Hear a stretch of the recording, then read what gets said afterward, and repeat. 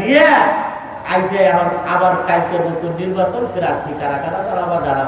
তো ওর ভিতরে প্রার্থী সবাই দাঁড়াইছে, এর ভিতরে একজন মোল্লা হুজুর পাগড়িওয়ালা টুপিওয়ালা দাড়িওয়ালা সেও আত্মীয় করছে আমি সরকার হব। আর মানুষের সরকার হওয়ার হাতুজে করা নিয়ে কারো কোনো মন্তব্য নাই, কিন্তু ওই টুপিওয়ালা দাড়িওয়ালা পাগড়িওয়ালা এই লোকটা হাতুজে করা দেখিয়া কিছু নিন্দুকেরা হিংসুকেরা আলেম বিদ্বেষীরা টুপি দাড়ি বিদ্বেষীরা ওরা মন্তব্য শুরু করছে এই হুজুরের আক্কেল নাই, এই হুজুরের মরার ভয় নাই, 5 বছর পরে জন্মায় হারাবে, উনি কেন নির্বাচন করেন? আর কারণ কিন্তু কোনো মন্তব্য নাই। এরকম মানুষ দেশে আছে না? এখনো আছে না? আছে না?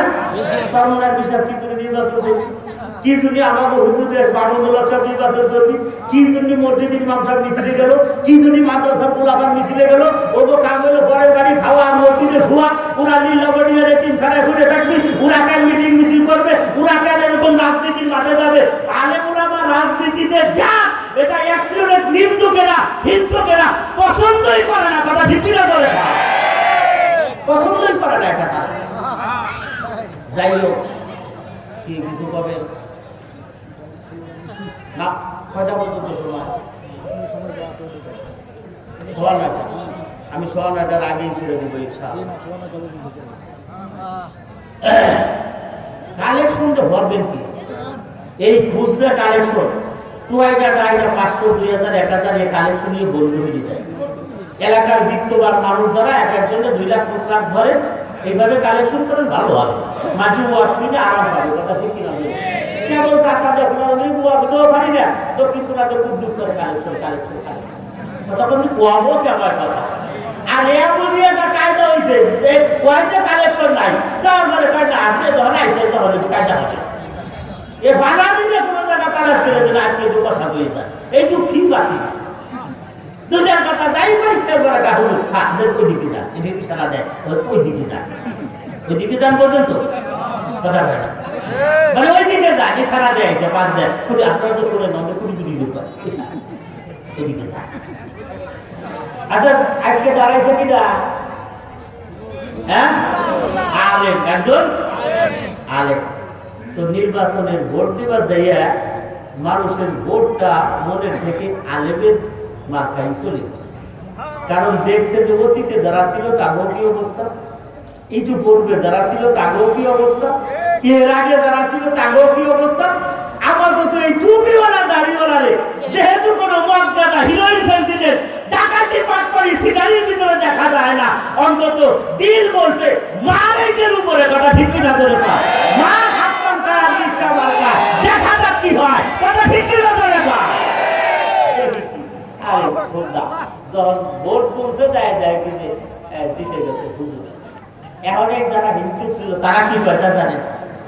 দেশের মানুষ নিজে পাঠবো, কোনটা হলো মোল্লা বলবে, মাদ্রাসা পড়াবে, বক্তব্য পড়াবে, ওনাকে কাম কি রাজনীতি করা? উনি কি রাজনীতি করবে? উনি পুনরাবৃত্তি যাবার দেন, যদি পয়সা না পড়ে শুয়ে না পড়ে বাড়ি ছাড়া সে সময় করে না, দেশ চালাবারই ভাবে না, মানে বিংসে বেলা ব্যঙ্গ করে বলে ওভাবে আমি বলতেছি না ওয়াজে না। তো হুজুর ক্ষমতায় যাওয়ার পরে পরাপর একেবারে সংক্ষিপ্ত আকারে, মানে আমি বলতেছি মূল কথাটা বোঝানোর জন্য, ক্ষমতায় যাওয়ার পর পরাপর 2-3 সংসদ করছে, এর ভিতরে কোনো আলাপ আলোচনা মাথা নাড়া দেয় নাই। 5ম সংসদে দাঁড়াইয়া হুজুর কয় নতুন একটা আইন পাস করবো। কি আইন পাস করবে? প্রধানমন্ত্রী আইন পাস করবে। কি আইন? বন নিধন আইন, জঙ্গল পরিষ্কারের আর কথা পায় না, জঙ্গল পরিষ্কারের আইন। 15,000 কোটি টাকা বাজেট, আমার দেশে কোনো জঙ্গল থাকতে পারবে না।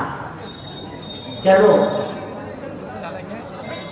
বোঝেনি আপনারা? কেন 5 বছর পরে ওনার জায়গা কোথায়?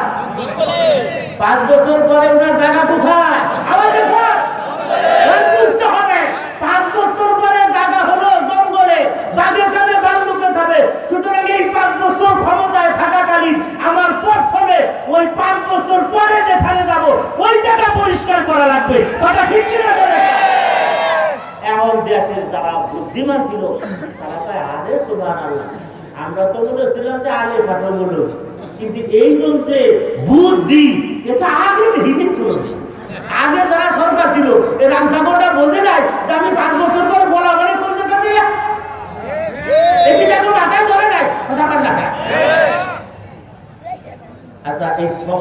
সংসদে যাইয়া এরপরে সংসদের অধিবেশনে গিয়ে বাস করছে যে ওই বন অঞ্চল যেখানে এখন আর বন নাই, সব শেষ, বাঘ ভাল্লুক শিয়াল কুত্তে কিছু নেই, বন না থাকবে ধায় পৌঁছে, ওই জায়গার ভিতরে 30,000 কোটি টাকা দিয়ে রাজপ্রসাদ তৈরি করে। কেন কি জন্য? 5 বছর শেষ হয়ে গেলে বন নাই, কিন্তু বনের জায়গা তো হয়েছে, ওই জায়গা আমার নিয়ে ফেলাই দিতে পারিস। ওই জায়গা এত না থাক, সাপ মাসাকোটা তো আছে, রোদ তো আছে, মরুভূমি তো আছে, খাবারের তো ব্যবস্থা নাই। সুতরাং ওইখানে আমার 5 বছর পর ফেলাবি, যে জায়গায় আছি এর চাইতে যেন ভালো জায়গা হয় এমন রাজপ্রসাদ তৈরি কর। আমি আমার ক্ষমতায় থাকাকালীন জঙ্গল পরিষ্কার করব, যেহেতু পরে আমি বিপদে না পড়ি, পরে আমি মুসিবতে না পড়ি, আমার পরকালীন সময়ের জন্য চিন্তা করা। এ দুনিয়ার মানুষেরা, এই হায়াতের জিন্দেগিতে আমি বাদশা, আপনি বাদশা, আমি রাজা, আপনি রাজা, যার যার দেহে, যার যার বডিতে সেই রাজা। কথা ঠিক কিনা জোরে কর। এখন আমার রাজত্ব চলে, কিন্তু যখন 30 বছর পরে আমি মারা যাই, তখন আমার এই সোনাই বাড়ির মালিক গ্রামের একটা নিয়ম আছে, ওটা বলের কথা ছিঁড়ে একটু গরম পানি ফুলকুলি গোসল দিয়ে পাতলা দিবেন কাপড় 80টা 90টা গজের ভেজ দিয়ে 1.5 হাত কবর আর 3.5 হাত এই উপর দিলে হলো গর্ত হলো মাত্র 2 হাত, এরপরে নিয়ে আমার ওই জায়গা দিবে, এই জন্য সোনাই বাড়িয়া লাগো আইন। সুতরাং আমি বাচ্চা থাকাকালীন সময় 1.5 হাত কবরে না থাকা লাগে এমন ব্যবস্থা করব। আমি বাচ্চা থাকাকালীন সময় আমাকে 3.5টা কাপড়ের ভিতরে না থাকা লাগে এমন ব্যবস্থা আমি করব। আমি বাচ্চা থাকাকালীন সময় কবরের ভিতরে একলা আমাকে না থাকা লাগে এই ব্যবস্থা আমি করব। আমি বাচ্চা থাকাকালীন সময় কবরে অন্ধকারে না থাকা লাগে এই ব্যবস্থা আমি করব। আমি বাচ্চা থাকাকালীন সময় কবরের ভিতরে আমাকে সাথীহীন থাকা না লাগে, আমার কবরটা যেন প্রশস্ত হইতে হইতে জান্নাত পর্যন্ত চলে যায় এই ব্যবস্থা আমি বাচ্চা থাকাকালীন সময় করব, যদি আমি বুদ্ধিমান হয়ে থাকি। কথা ঠিক কিনা জোরে বলেন। এই ব্যবস্থা আছে না নাই? আছে। রওজাতুম মিন রিয়াজিল জান্নাহ। আল্লাহ কা বন্ধু, এই দেহ দিয়ে ওই কবরে থাকতে পারবা না।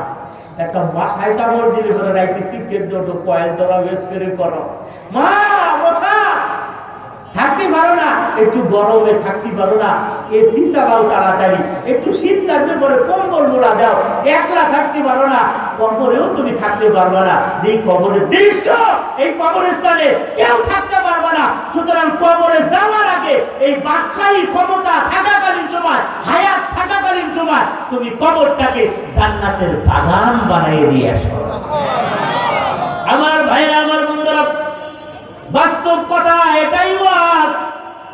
এই কথাটুকু মানে এখান থেকে আপনি সব করবেন ওখানে, এখান থেকে ট্রান্সফার করবেন ওখানে, যে জমা হবে। দুনিয়ার মানুষগুলো আপনাকে দেখবে বাহ্যিক দৃষ্টিতে, কবর খুঁজছে কামন ভরায় রাখলো, কিন্তু মানুষগুলো মাটি দিয়ে যাইতে পারবে না। কোরআনে আলিহি এখনো তাদের জুতার আওয়াজ আপনার কানের ভিতরে বাড়ি খায়। এর ভিতরে আল্লাহ পাকের পক্ষ থেকে ঘোষণা করা হবে, আমার বন্ধুর নামাজ আছে, রোজা আছে, তাহাজ্জুদ আছে, জিকির, আজকার, কোরআন তেলাওয়াত, মসজিদ, মাদ্রাসা, লিল্লাহ বলি, এমন কোন হুকুম নাই আমার বন্ধু পালন করে নাই। দুনিয়ার তার আত্মীয় স্বজনরা তার সাথে বেঈমানি করলেও, কোটি টাকা থাকার পরেও, তারে সিরা কাপড়ে দিলেও, কোরআন কাপড়ে, মার্কিন কাপড়ে তারে সমাহিত করলেও, আমার বন্ধুর অন্ধকারাচ্ছন্ন অবস্থায় দুনিয়ার আত্মীয় স্বজনরা রেখে গেলেও আমি আল্লাহ তার ওই অবস্থার উপরে রাখবো না। পয়গম্বর বলেন তার জন্য জান্নাতের বিছানার ব্যবস্থা আল্লাহ করে দিবি, জান্নাতের পোশাকের ব্যবস্থা আল্লাহ তার জন্য করে দিবি। এই আমার ভাইরা, আমার বন্ধুরা, আপনি নিজে যেটা দেখছেন, আপনার বাবার কবর, যার বাপ মারা গেছে নিজে দেখছেন। অনেক সন্তানেরাই কবরের ভিতরে নামে, বেশি মা মারা গেছে নিজে কবরের ভিতরে নাইমে বাস্তব অবস্থা আপনি দেখছেন। অনেকের সন্তান মারা গেছে,